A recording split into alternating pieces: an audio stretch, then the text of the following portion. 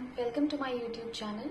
I am C Anushka Srivastava. मैं आपको इस वीडियो में बताऊंगी मैंने कैसे सीए फाइनल ऑडिट में 40 से 63 मार्क्स स्कोर किए एंड कौन से मटेरियल को यूज़ किया एंड कुछ इंपॉर्टेंट टिप्स भी बताऊंगी जिससे आप लोग इजीली स्कोर कर सकते हैं 60+ इन audit. Okay, let's get started. सबसे पहले मैंने कौन सा मटेरियल यूज़ किया, तो मैंने शुभम केसवानी के नोट्स रेफर किए थे, जो एक ऑडिट की नोन फैकल्टी हैं और उनके नोट्स मुझे बहुत समराइज्ड मैनर में लगे और very easy to revise later on. Then question bank को लेकर मैंने सी अतुल अग्रवाल का क्वेश्चन बैंक यूज़ किया था, जो ऑडिट तो नहीं पढ़ाते हैं लेकिन सिर्फ स्टूडेंट्स के लिए वो क्वेश्चन बैंक रिलीज करते हैं। तो उसमें क्वेश्चंस आपको पूरे फुल फ्लेजेड मैनर में हर टाइप ऑफ क्वेश्चन मिल जाएगा। आईसीएस स्टडी मैट का भी मिल जाएगा और पास्ट पेपर्स का भी, एमटीपी, आरटीपीज, सारे टाइप के आपको क्वेश्चंस इसमें मिल जाएंगे। तो मुझे उसके अलावा कुछ भी रेफर करने की अलग से जरूरत नहीं पड़ी क्वेश्चंस के रिगार्डिंग ऑडिट में। काफी मुझे सही लगे उनका क्वेश्चन बैंक। देन जो मोस्ट इम्पॉर्टेंटली जो ऐसे बेस्ड क्वेश्चंस होते हैं जिसमें सबसे ज़्यादा मार्क्स स्टूडेंट्स के कटते हैं, तो उसमें मैंने क्या किया, मैं उनको जब भी वो आंसर्स पढ़ती थी तो मैं उसमें इम्पॉर्टेंट कीवर्ड्स और कुछ पूरे आंसर में कुछ 3-4 लाइंस इम्पॉर्टेंट होती हैं जो उस आंसर में आनी ही चाहिए, without which that answer will be incomplete. और अगर आप वो 3-4 लाइंस नहीं लिखेंगे और बाकी आपने बाकी लाइंस लिखी हैं लेकिन वो 3-4 इंपॉर्टेंट लाइंस नहीं लिखेंगे तो आपको मार्क्स नहीं मिलते हैं। तो ये हर एक आंसर में होता है, हर एक ऐसे के आंसर में होता है। तो मैं क्या करती थी, मैं उन 3-4 लाइंस को मेमोराइज करने की ज्यादा कोशिश करती थी। जब भी मैं रिवाइज करती थी तो उनको ज्यादातर मैं याद करने की कोशिश करती थी।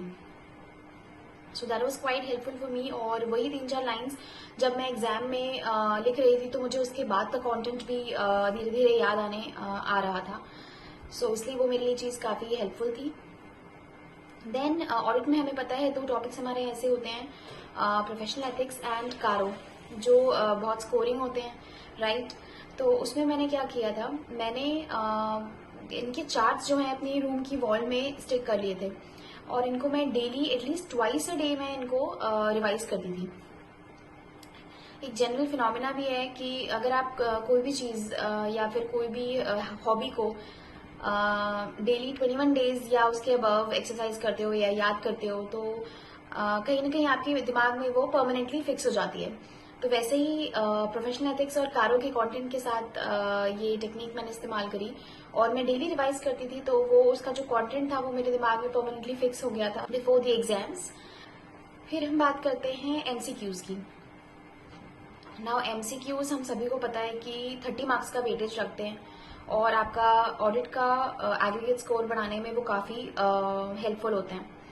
तो I had diligently this thing in mind right from the start कि मुझे एमसीक्यूज में 25 मिनिमम मार्क्स लाने हैं आउट ऑफ 30, तभी मेरा जो सब्जेक्टिव स्कोर है वो भी इंक्रीज हो जाएगा उसकी वजह से, राइट। तो मैंने क्या किया था इसके लिए, मैंने आईसीआई के जो साइट पे जो एमसीक्यू की बुकलेट है मैंने सिर्फ उसी से एमसीक्यूज की प्रैक्टिस करी थी and believe me they are more than sufficient. Then एक और इम्पॉर्टेंट चीज़ शेयर करना चाहूँगी टेस्ट सीरीज को लेके। टेस्ट सीरीज मेरे हिसाब से सभी को लेनी चाहिए। मैंने सीए अतुल अग्रवाल की ली थी। मैंने अपने पहले इनिशियल अटेम्प्ट्स में मैंने टेस्ट सीरीज नहीं ली थी, लेकिन उसके बाद मैंने अपने 3rd अटेम्प्ट में ज़रूर ली थी। देन मुझे काफ़ी डिफरेंस समझ में आया कि टेस्ट सीरीज़ क्यों इम्पोर्टेंट होती हैं। एक तो वो लास्ट के 15 दिन में आपको पता चल जाता है उससे कि आपकी प्रिपरेशन कितनी स्ट्रांग है, वो एनालिसिस हो जाती है। कौन से आपके वीक एरियाज हैं, कौन से एरियाज पे आपको ज़्यादा फोकस करने की ज़रूरत है। अगर आप टेस्ट सीरीज भी नहीं लेते हैं तो एटलीस्ट आप जो आईसीआई के जो इंस्टीट्यूट के जो मॉक टेस्ट पेपर्स होते हैं वो ज़रूर से ज़रूर सॉल्व करें, क्योंकि एटलीस्ट 2 पेपर्स की रिटन प्रैक्टिस बहुत ज़रूरी है। एक वो माहौल पहले से आपको एक्सपीरियंस करने के लिए जो एग्जाम का होता है, ताकि आप उन 3 घंटों में अच्छे से परफॉर्म कर सको, राइट। तो इसलिए टेस्ट सीरीज तो हाईली रिकमेंडेड है, आप किसी की भी ले सकते हो। अब हम आते हैं कुछ इंपॉर्टेंट टिप्स पे।